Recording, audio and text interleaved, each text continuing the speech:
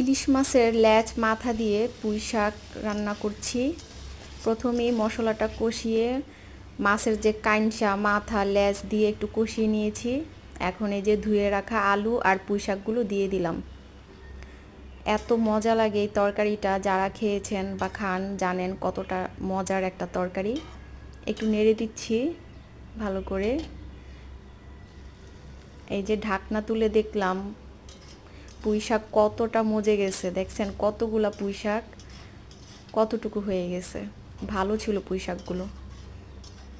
এখন একটু নেড়ে দিব ভালো করে, আর কিছু কাঁচামরিচ ফালি করা দিয়ে দিব।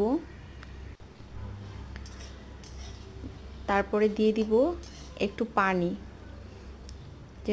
যেন পুঁই শাকের ডাঁটাগুলো সিদ্ধ হয়ে যায়। এখন ঢেকে দিব। এই যে পুঁই শাকটা কিন্তু হয়ে গিয়েছে। কেমন হয়েছে রান্নাটা কমেন্ট করে জানাবেন। দারুণ মজার কিন্তু। একটু নেড়ে দিব ভালো